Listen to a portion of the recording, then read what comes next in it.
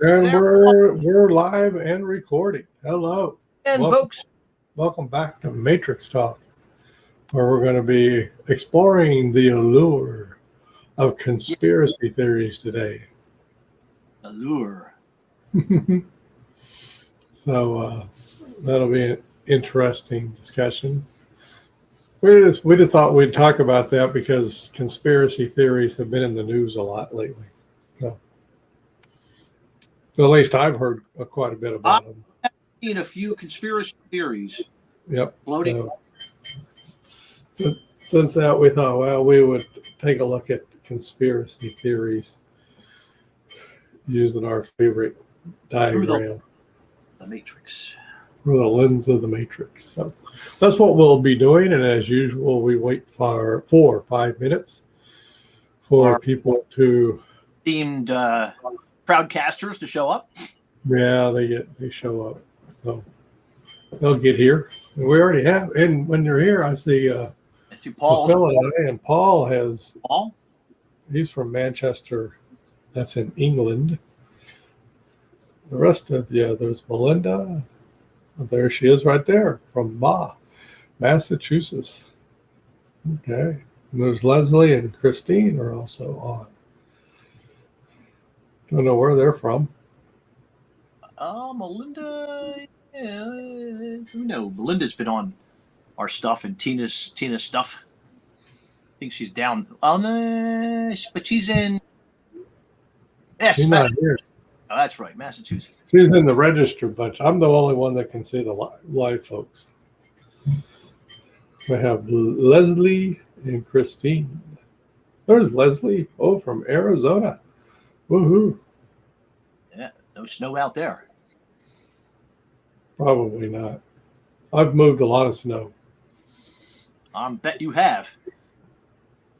We did too, but it kind of went. We had a little snow flurries today in the this morning. They stopped. I haven't had any sunshine. Oh, that's right. I'm one of Tina's interns. Oh, wow, cool. North ever, yes. Yeah. Snow in north there. Oh, yeah, get up there. Flagstaff gets a bunch. Yeah, up above Flagstaff and Grand Canyon area, right? Yeah. The San Francisco Mountains, I remember now. Mm-hmm. Outside of, I think it's the San Francisco Mountains outside of Flagstaff. I don't know. I've been through Flagstaff a couple of times. Went to Flagstaff, and then we went out to Winslow, Arizona. Oh my God! Yeah, I know where. That's the Eagle song. So we could stand. We went out there to stand. Found the corner. And tell you something, folks. There ain't nothing to do in Winslow, Arizona. You're driving a flatbed Ford. Yes, there was no. Then we went out to the Little Painted Desert, which was cool. That was fun.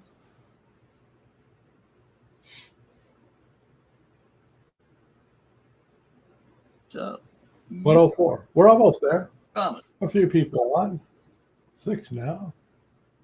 Melinda, we live in Tucson for a while. We lived in Tucson for a while. Tucson too. Yeah. Visited the Desert Cactus Museum outside of Tucson. That was fun. Wow. You've been there. And Christine's is in from Denver. Oh, that part of the country is well represented. Yeah. No. So we got a little bit of, well, all the way to England. So we're from Arizona to England today. Pretty cool.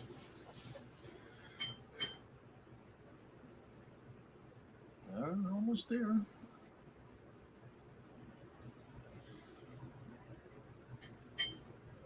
Oh, it's 105. We can officially begin now. We can begin. She said, oh, this is a good topic, we shall see. But you know what? As always, we're going to use a point of view. Yes. And is it okay if we show you the point of view that we will be using to explore conspiracy theories? And I'll wait and see if anybody's agreeable. And if not, we'll have a short. It'll be very short. Oh, there's one. We got an okay from Christine. Uh, I'll wait for a moment. See, just see. Leslie says yes. So we got a couple of yeses. Okay. Okay. Okay. Well, the way we fire this up, as you can see it, it's two lines there, cross lines. In the lower right, Bill is holding up a thing that says, "Who's important to you?" And so we just lob in, "Who's important to us?" You know, you put in my traditional wife, and Okay. Paul says it's son. Um,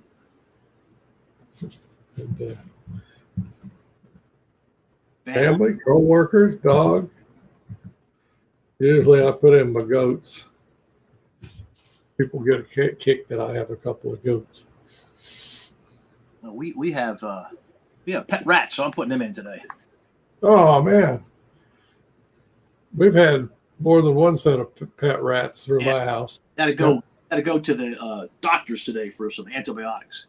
Oh no. Yeah, he's okay though. We're gonna, everybody wants to see a picture of the goats now, Kevin. So someday we'll have to. Oh, I'll have to go out back and take a picture of them and post that for sure. Me. And they're out there. They're out there by my honeybees. So I'll show you my bees down there. My line of honeybees. My apiary. So just do like that. Write them down. There you go. You fill in. Oh, there. See, we have some teachers are important too. So we'll say teachers. Melinda says teachers. All right, got them on board. There we go. So now we go straight to the left, over to the lower left quadrant, and we talk about yucky stuff. That stuff that shows up inside of us that doesn't feel particularly good. Has irritation. Uh-huh. And by definition, irritation does not feel good. Doesn't say irritation. That doesn't feel good, right? You need some ointment for that irritation. Right. Okay. Fear, worry, physical pain. Oh, Tina has joined us now, right? Yeah, we get the she sent us the dinosaur one, so I'll put in sad. Yeah, there you go. The dinosaurs were sad today, right? Then, all right, so sad goes in there. Let's put tired down. People are tired. Tired. Oh, big time. Hot. I think everybody's tired. Anxiety. Except I can't spell it. Anxiety. I don't know why I couldn't spell that. Tired's getting in the way of spelling the anxiety. Guilt. Yes. Oh, that's a popular one. Yeah. Very popular. Ego. Ooh, ego. Shame on you. Yes. All of that does not feel good. No. Mistrust. I know. For some reason, I got this one came. I keep trying to come up with new ones lately. Insulted. Good. That doesn't feel good. Nope. So there we go. We got a nice list. We go to the upper left because if something doesn't feel good, like irritation, and I already mentioned you might go get some ointment to put on that irritation. And going to get that ointment to put on that irritation would be an away move, trying to reduce or get rid of the irritation. And Tylenol, once again, is another way of very popular. Might get rid of some physical pain, headache, irritation, inflammation. Oh, we forgot to put inflammation in the lower left. Let's put that down here. Since we're getting in sort of unique words today, and you don't like it, so you want to get rid of it. Inflammation. All right. And so then we have. Shout. Yep. Okay. Oh, heck yeah. Shout. Yeah. Avoid is. Avoid. Avoid is a good one. Gossip is always popular. Stay inside. Heck yeah. Yeah, some other popular ones.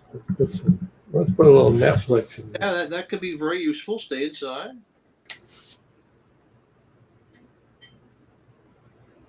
You got wine and wine. Wine. Wine. They put pills with it in. It means like this: wine and Drug. Oh yeah, drug.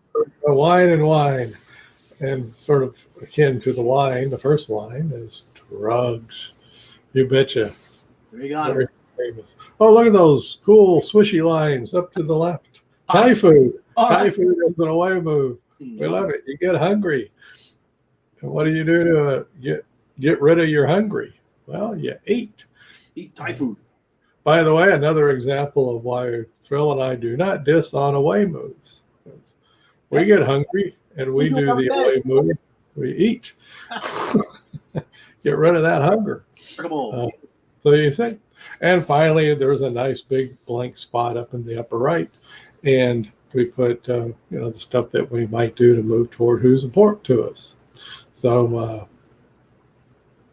no, go visit them. How nice. Yeah, go visit. COVID, of course, COVID to visit, social distancing and all that stuff.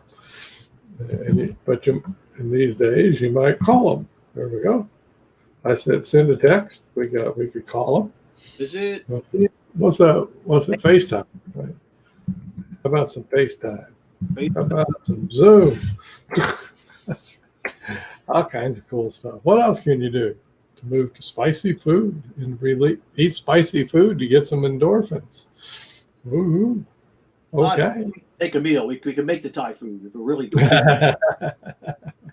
eat together. Yeah. There we go. Dining together is a big time toward move, right?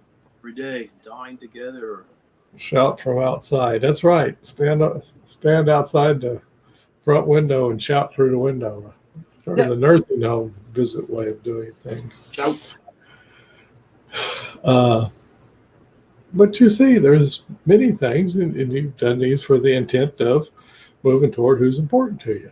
And finally, we put a big notice right in the middle, and we ask ourselves, gee, I wonder if we'll have the opportunity to notice who's important to us, and notice yucky stuff, and notice ourselves doing away moves, and notice ourselves doing toward moves in the next week or so. Maybe.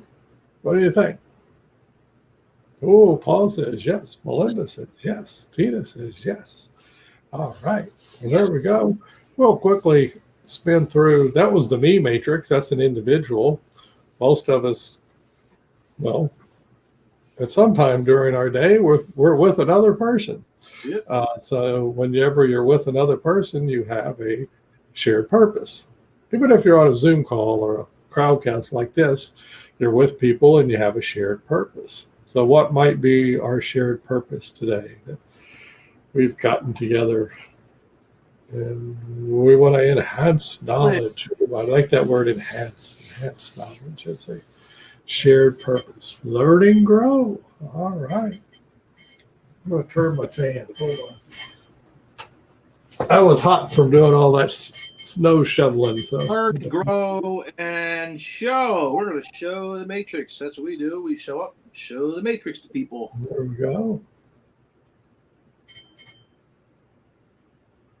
Practice. That's a good thing to do. Many, many, many times, as my Aikido sensei says. Many, Yeah. Many, he says. His Aikido person doesn't speak much English. He just speaks. Many. He knows many, though. Oh, yeah. So all of this could be a shared purpose. Exactly. When you get together with other people, social yucky stuff shows up over in the lower left, or at least it can. A lot of times it does. Feeling less than. Oh, there you go. That's it. Comparing yourself to others and feeling less than. Yes. Can definitely go up. Feeling more than. Good one, Tina. Put down, mistrust. Feeling unappreciated. Oh no. Vulnerable. How about frustrated? That's funny. Cat, well, let me put the same. How about that? Fear of criticism. Oh no. Feeling I'm just using some sort of synonyms. Feeling put down. How's that? That's what people might say when you're with others. I'm going to go with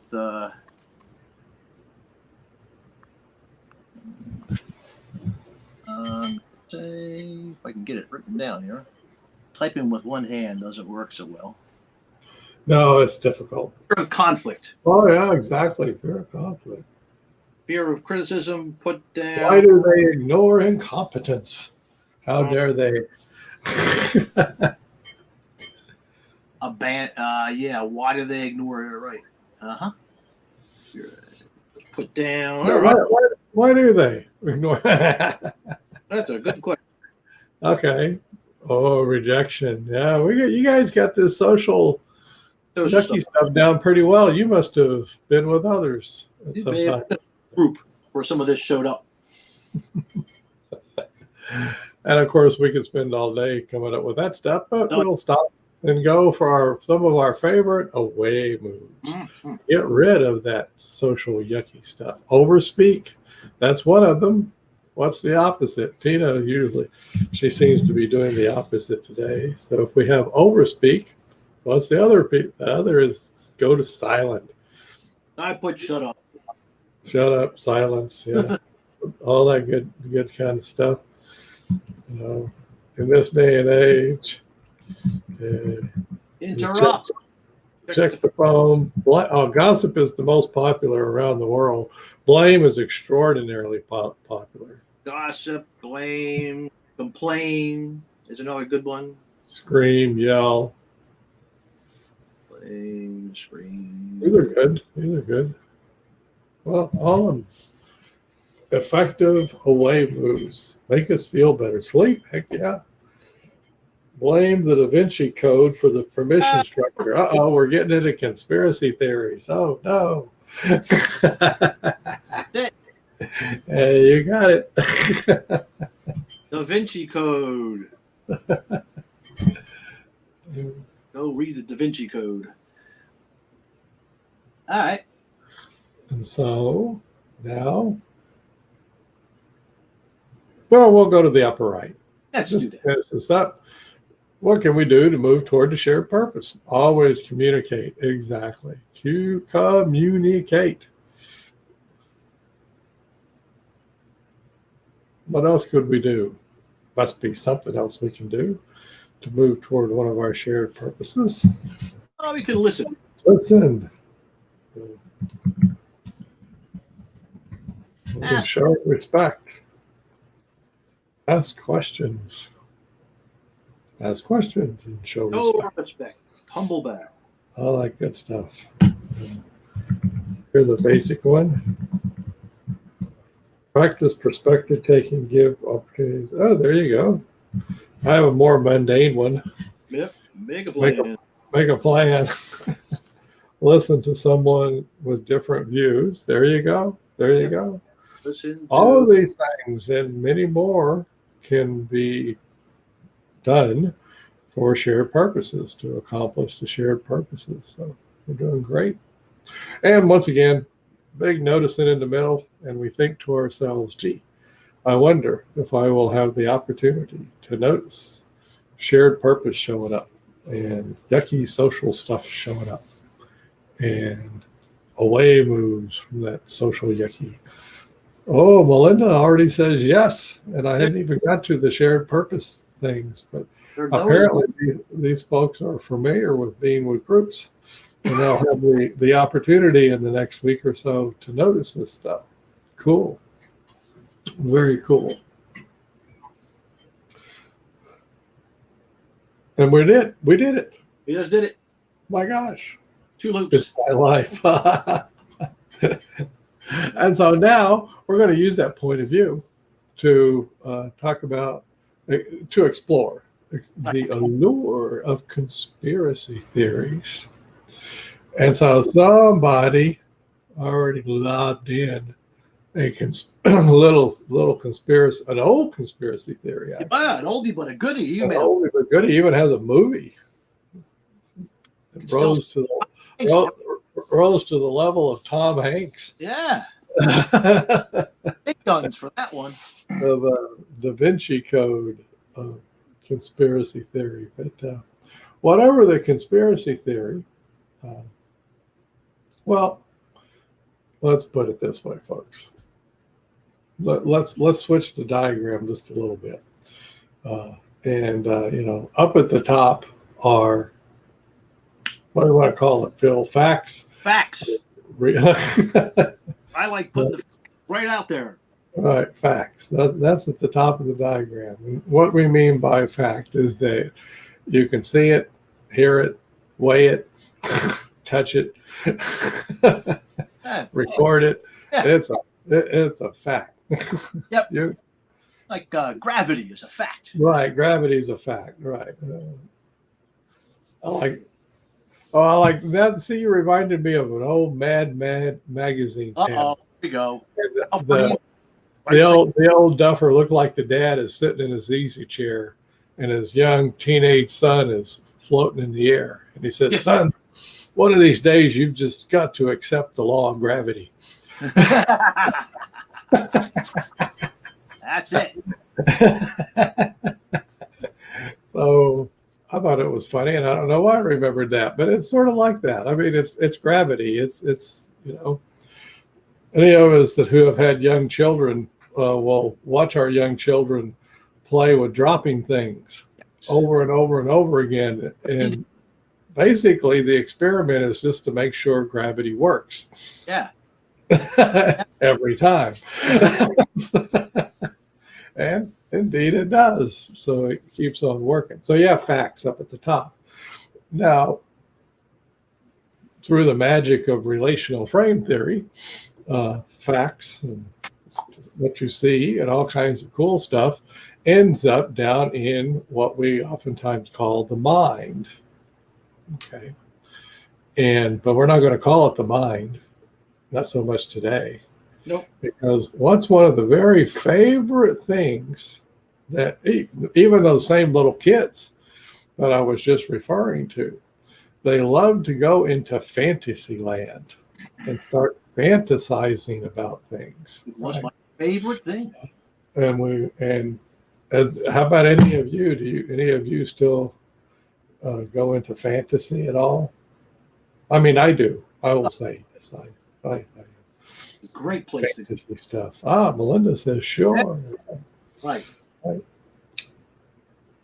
even if you don't, maybe you like to go visit Disney World or something. Yeah. Or Harry Potter's Wizarding I World. dream of living on an island for the rest of my life. Tina, yeah, there we go. That's fantasy. Exactly. And we humans and scientists could argue and will argue from now to the end of time of how that fantasy shows up or whatever, but let's just call it a fact. I fear people we work with will be put off by the word fantasy. Well, we're not. I'm not. You don't have to. We're not talking about working with anybody. No. We're just having a discussion about conspiracy theories. No, but it is fantasy, and what we want to use down there for this discussion is fantasy. And no, Bill and I absolutely never talk about doing any clinical work. No. That's not what we're doing. If we did, but it is the stuff between facts and fantasy. And so, but we like it. And so now we haven't even addressed the conspiracy right or left direction yet. However, so with a fantasy, could you get pleasure and satisfaction from that fantasy? What do you think?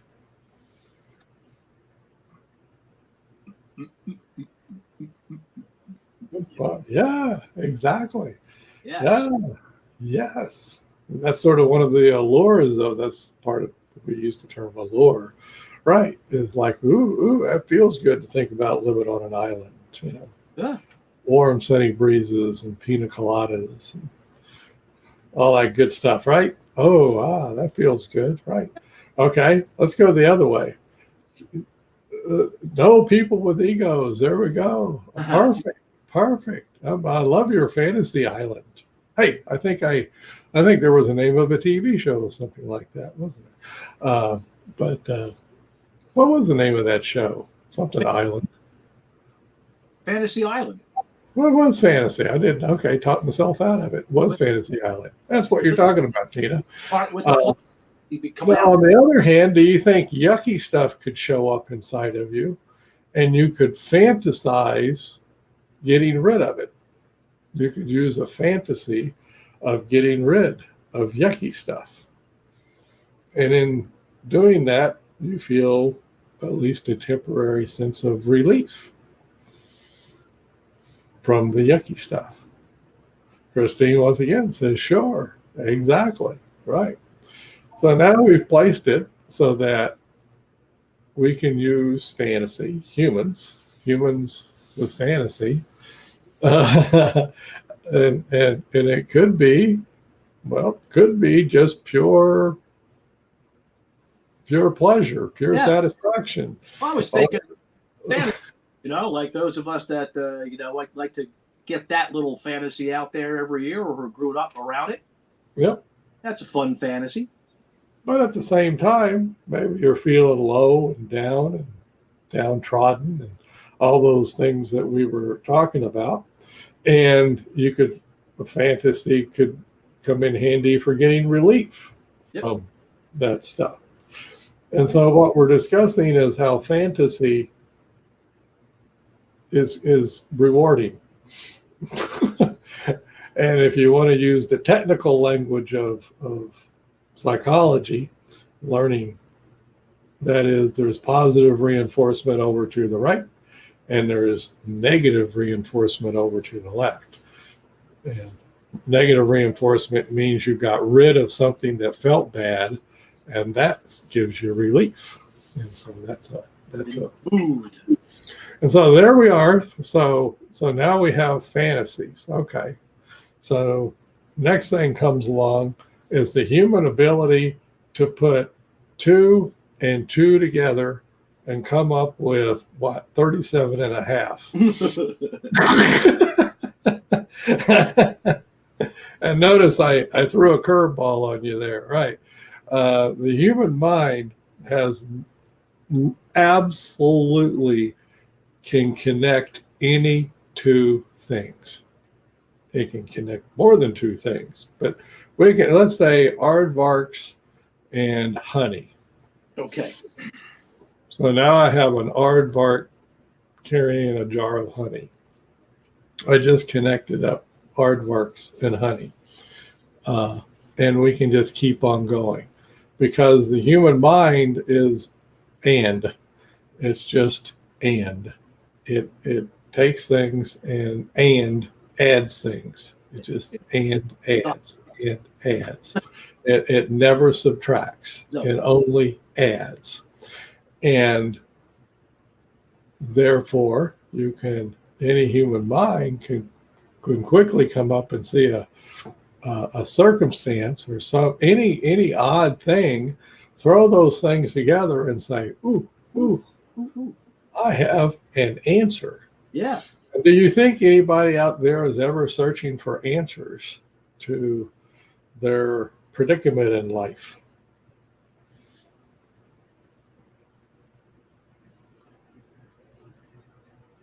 What do you think, folks?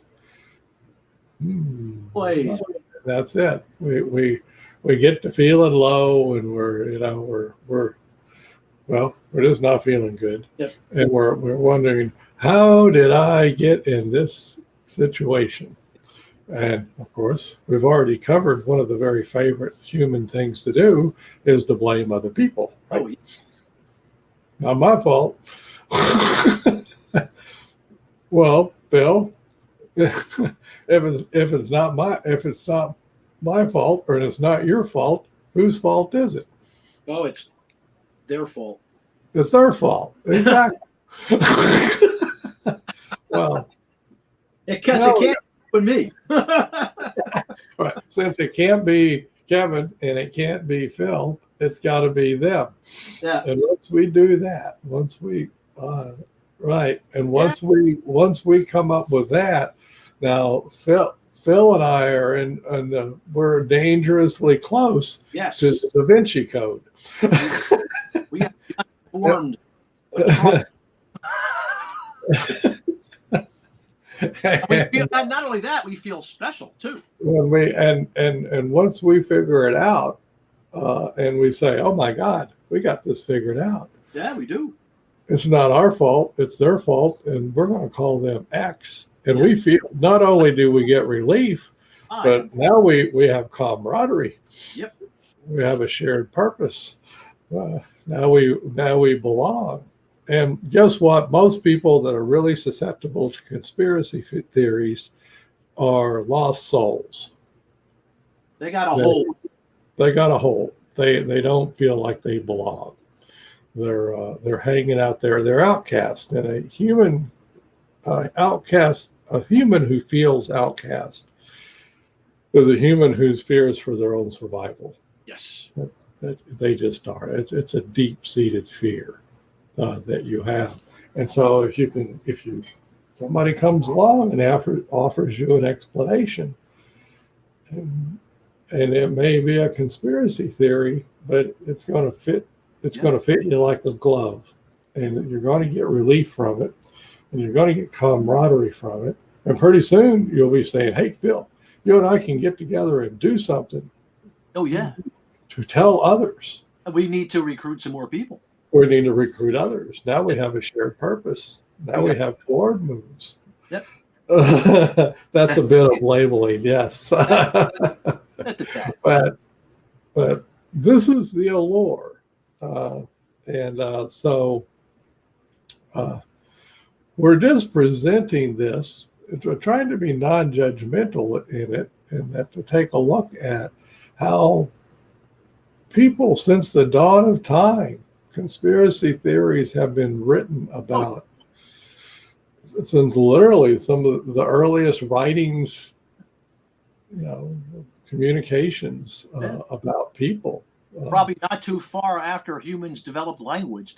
Exactly. And, and it's like, well, it's not my fault and it's not your fault. Whose fault is it? And pretty quick, the right set of circumstances. And then the human mind has an literally infinite ability to make stuff up. Add stuff on, yep. Just add it on and make it up. It's built stuff on, so build it and build it out of pure fantasy. Yep. It need not be connected to reality whatsoever. Here, that's really all. And once you, as a matter of fact, and once you're into it, of course, when people present facts to you, what do you do with them? Well, or facts that would contradict your conspiracy theory. What? Now, hold on a second. No, now let's switch to diagram. So erase fantasy. It's the same diagram. All right. Erase fantasy. Yep.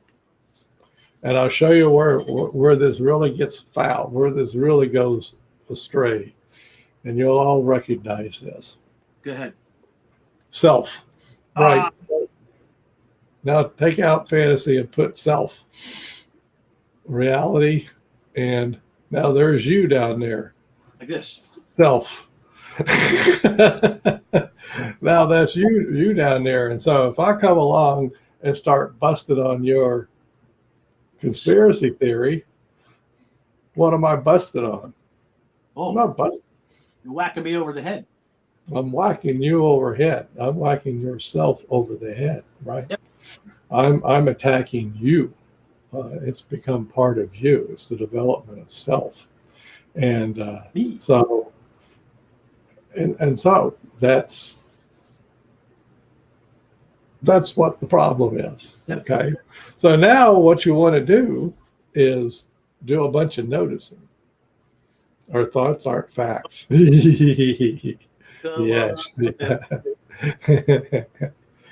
And all of you just remember that the scientific method, what is known as the scientific method, was developed for this very reason. Yep. It was that people would make up facts in quotes, facts, and then go with it. And the scientists, especially of the Enlightenment period, said, you know what? We better verify this stuff. Humans can think up anything, but whether it's a verifiable fact, You got to go up. that's a whole, we got to go up and get the facts. And that's really, in the end, that's the scientific method. It's to how do you gather facts that then support your theory, because the theory is made up by the mind. Yep. And anybody can come up with a theory. Great, not a problem. Let's test it. Yeah. Let's put it on the road. Let's put it on the facts. Let's test the theory. So all of this, the reason that the scientific method exists is a counterbalance from the human ability to just, well, make shit up. What can I say? It's just, we can make it up all day long. And if you don't think so, well, you know so. You just make it up all day long. But anyway, so it's yourself down there. Okay. So let's learn a way to help maybe get a little bit of freedom and a little bit of well, it's not freedom from conspiracy theories, but hopefully a little inoculation. Yeah. From getting too far into them. Okay. Because we're not going to. What's that? I said we're not going to be free from them. No, you're not going to be free from them. No. They're out. You're not. Oh. You're not. No, I'm not. You're not. None of us are. And so, and particularly if we got down and out and felt shunned from society, and and we're somehow this feeling really separated from the rest of the human race, we would be particularly vulnerable at that time to buy into a conspiracy theory. Why do I say that? Because this has been studied a lot, folks. And those are the people who are most vulnerable to conspiracy theories and buying into the group. So for whatever reason, they're probably feeling very alone, or they started into it feeling alone. So what's one way of doing this? Well, a nice little exercise is to look at yourself from the point of view of what society made of you. Because when you were born, guess what you were? Just you. You were you. And let me tell you, you were born, you were just me, right? And you didn't know how. And Tina, I know you, so you know I won't be knocking on you, but you didn't know how to be a white female in the United States. Right. But as you grew, what were you taught? You were taught, it was like Phil. When he was born, he was just Phil, right? White privilege. And Phil, he got raised up to be a white male in the United States. Woo! And now we get the white male privilege thing going. And I'm in that same boat. I was raised up to be a white male. So that's the self. So you start with the facts up there and what was drilled into you, and then you have yourself, whatever that self is. And then play around with, well, told my mom I wanted to be a dinosaur, but it didn't work out. Well, okay. Right. But if she had treated you like a dinosaur as best she could, and she had gotten all of your relatives and neighbors and teachers and stuff to buy into treating you like a dinosaur, maybe she would have pulled it off. You'd have been roaring around, whatever dinosaurs do. But notice you would have to have a lot of cooperation to turn you into a dinosaur. That would have been damn society holding me and my dinosaur dreams down. Exactly. Now she's righteous. I've been held back. Right. And so now this is just who we are, folks. It's what we grew up. It's okay. But one of the things you can practice is go through, and I listed some off on the diagram that we had going here. At least you got to be a blonde Telecaster like Ray Wiley. Oh, at least you got a blonde. Yes, I do. I do have a blonde Telecaster. I do. Someone's Kevin. That's my fantasy of being a guitar player right there. That's part of myself too. Right. And then you can think about other people. You know, how would it be to be Hispanic male raised on the Texas border? Yeah. Woo. Yeah. I bet you that's a different kind of being grown up, isn't it? Turns out to be a whole different thing. How about a black female in St. Louis? Whoa. About that. And you can go read up on black females in St. Louis, probably. Talk to others and listen to their stories. This is Melinda, right? Put yourself in other people's shoes and try to see the self that it's not their fault. It's how they were born in a place in most of the time in the United States, could be in England, and they're raised up that way, you know, and they just, that's how they were raised up. That's the people that are around them. You know, they didn't be willing to hear uncomfortable stuff. Yeah. Exactly right. And if you get other people practicing that, looking at the point of view that, you know, here I am sitting from this self, whatever it is, right. You know, look from now I can look at other people from their self, that point of view. And then if you do that enough, you can sort of have a little sympathy, empathy, whatever you want to call it, empathy, I guess, for folks getting into conspiracy theories and joining cults. Cults and conspiracy theories are a lockstep into sort of the folks that get into them. But you can sort of understand it. We are the walrus, exactly. Whoa, nice one, very nice. And so, but it's self-practice. It's practicing the self and practicing. And when you do that and think of yourself and how it might be to be somebody else, India kind of, you know what I'm not American Indian, but Indian from India, Indian. I don't know. Born in India and moved to the United States. Mm-hmm. Oh wow. How could that have been? What would that have been like? It's a me here, you there kind of little perspective dynamic going. But it's a great way to help kids inoculate the self and have a stronger sense of self, and it's certainly a stronger caring and understanding of other people's where they are. And literally, going back, this baby was born. All behavior is understandable but acceptable.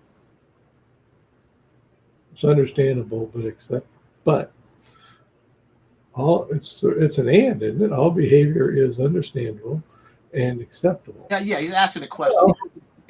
Oh, okay. Well, understandable. We can throw the matrix on it and take a look at it from our behavioral analytic point of view. We can take a look at it, understand it from that point of view. So, what the funny thing is that all about right. Even ourselves, when we do a behavior. I know Kung Fu, right? When we do a behavior, we really don't have total access to the toward and away aspects of it. So much of it is 70, 80, 90% is under the surface. We literally cannot get in contact with it. No. We can sort of notice it, notice the urges and stuff. Fleetingly. It's fleetingly. It's tough stuff. But anyway, the whole idea is to get people noticing other selves. Perspective taking. Perspective taking, but the perspective is okay. So the way you started off is top of the diagram. I'm meeting a Afro-American woman named Charlene. There we go. Okay. I happen to know an African American woman. So Charlene, Yeah. and I look at her and go, okay, she was born somewhere. She was Mhm. just a bitty baby, right? And then all this stuff, all these people around her, worked really hard to bring her up to this, to what's before me. And that's sort of looking at the point of view of the learning history of the person, and you're right. We could have put her with those dinosaur parents that Tina wanted to be with. Yeah. And maybe she would have got raised up to act like a dinosaur, along with Tina. Would have been cool, right? And that's a nice thought experiment to think, gee, what if my parents and all their friends and stuff had chosen to create something different out of me? Do those parents exist? I want to find them, right? Tina, I sort of gave up except saying nothing exists. So they they might.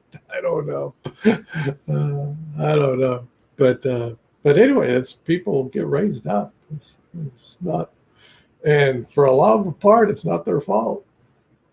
Nope.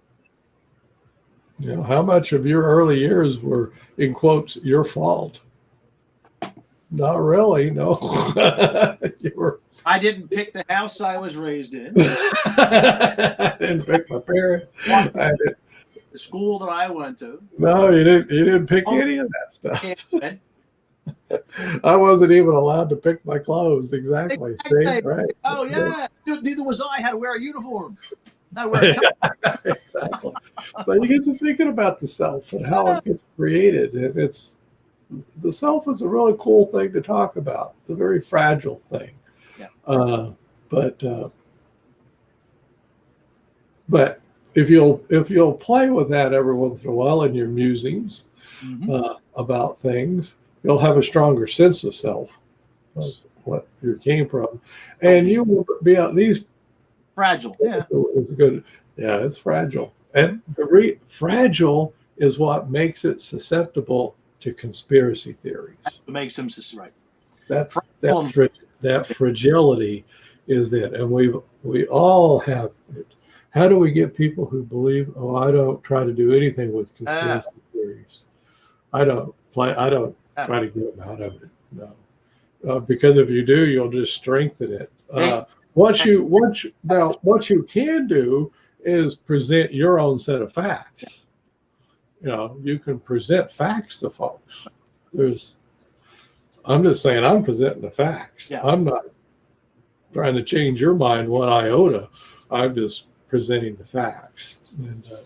And you do hear some learned people talking about that on news programs and stuff lately. They said, what's the antidote to it? Like, to conspiracy theories, like with facts. Yep, that's it. And maybe they get through. And you hear stories, and you read stories where people were in a cult or a conspiracy theory or something, and then they start seeing facts, and those facts don't add up. Oh yeah, exactly. But to take on the human mind, Phil and I aren't into that. We just show people stuff, let people notice stuff. It's up to them what they do with it. Now, if the conspiracy theory is going to hurt you, fight it. Fight them. We are not pacifists. So we're not saying do that. Time that comes, we have to stand up and do but something. We are looking at it from this human point of view, and you can see where people get them. Yeah. They're repetitive over on the right side. They give relief. That means right aversive on the left. They're positive and negative reinforcing. They just absolutely are. They can learn. I imagine exactly. That's the thing. They need to I heard a guy talking about the GameStop business. Okay. And so he was going, it's like, well, now it's time. And a whole bunch of newbies to this are going to lose quite a bit of money. Yep. And he said, you know what I discovered? He said, there's no replacement for losing money for learning. Yeah. he said, I'd like to say it's not that way, but it is. You got to go into this. And if the warning is only go in with money you can lose. Yeah. And then lose it. And then you'll have a whole different perspective on investing after you lose some money. He said, but there's no replacement for losing money. Yeah. Right? Well, that's your experience. They have to be in an experience where something's out of whack with the conspiracy theory. Yeah. It doesn't jive up, and it's while they're doing their experience. Yeah. So they got to experience it. You're quite right. Get them noticing. Treat them like humans, whatever. Right. I'm not saying you have to agree with them, and I'm not saying you have to. I have to do anything, but be careful. But and some people who are into conspiracy theories, you really never hear about them.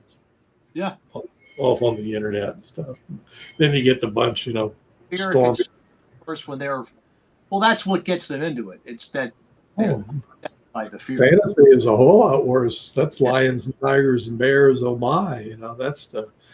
It really gets going, and you get really afraid, and then you start searching for answers. And conspiracy theories, by definition, answer stuff.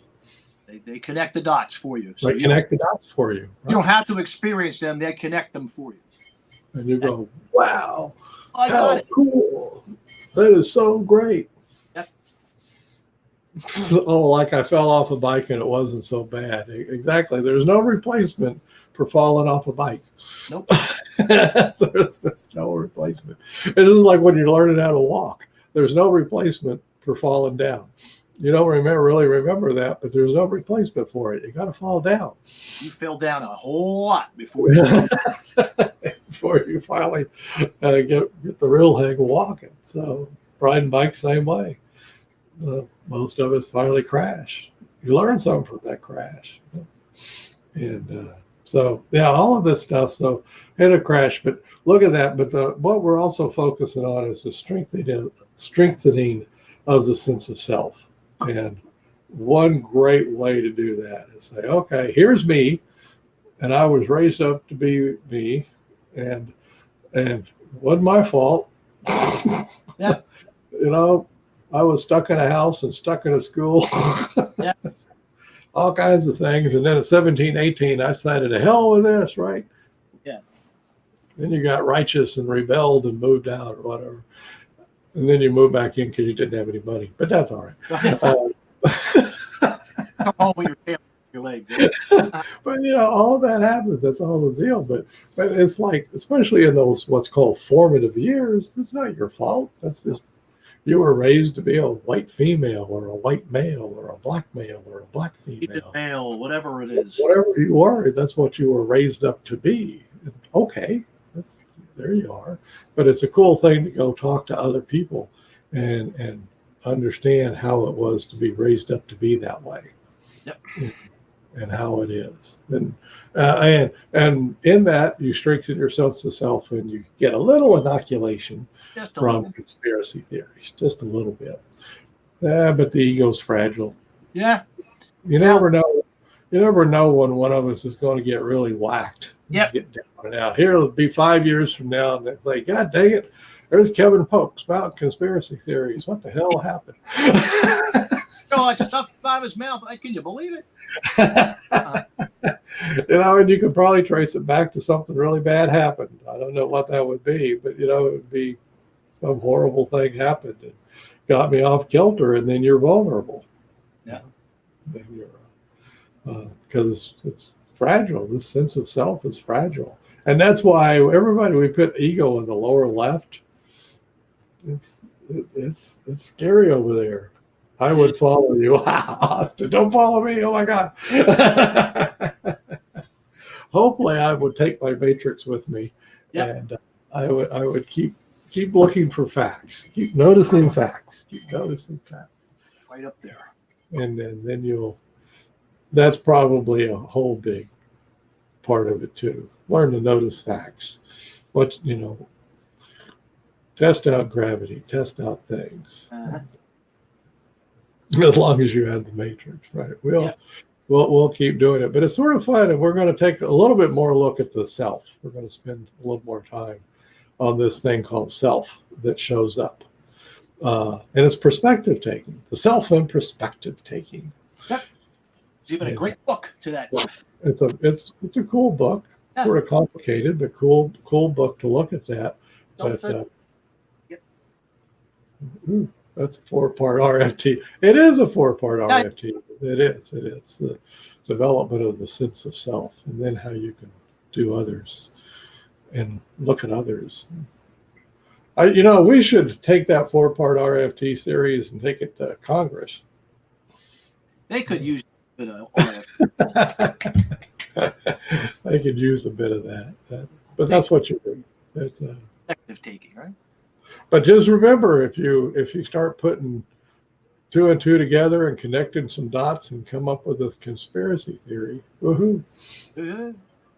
It's not unusual. That's the thing. The news puts it like they're unusual. Yeah, they're not. No, it's human mind at work, and the human mind does that kind of stuff literally all the time. Literally. And but Fantasyland, that's a dangerous place. Mm-hmm. Dangerous place to stay down there too long. So finally, we'll finish up. What's the whole point of the Matrix?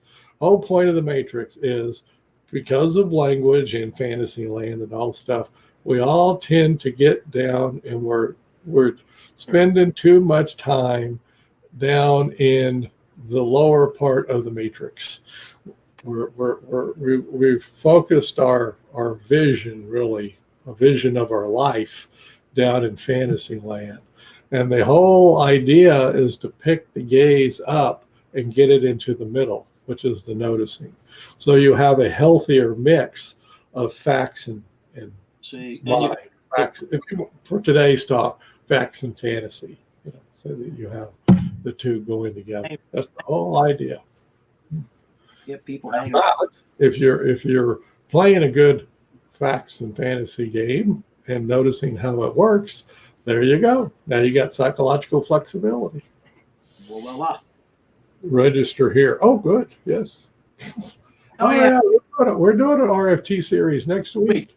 There's only a couple of 3 spots left. Yep. So ordered if you can't be to all of them. So I guess this is going toward it. Oh, Tina said we didn't put the green button on. Did I? Yeah. You know what? I think I did it, and I forgot to click show. Yeah. So Tina's got the link right there at the bottom, folks. She does. And when fantasy is dangerous toward others, we need to draw the line, and that's the other part. Well, that's the right. There we go. I'm putting it. Lots of those arrows. There they are. Now I'll click show. There it is. RFT. Click on that button down there. If you don't want to click on Tina's register here, click on the RFT down there. I'll stay up. And that'll stay up. And it's cool. We have fun. We talk about stuff. Talk about the self, the development of self. And that's it. That's all we have for today. We'll be back on Friday. I think it's an RFT, not RFT. That's Ninja only. Ninja only. We're going to be playing Ninja, doing our people. And if you want to join that course, well, I don't have the link up, but you can join our Ninja course where we get people really deep into this. Yep. Playing this diagram. Email us. Yeah. Or go to the Matrix Academy website. There's stuff there you can. Oh yeah, and click on the store. Yeah. Click on the store. Yep. Okay. See you soon. Bye bye, folks. Care.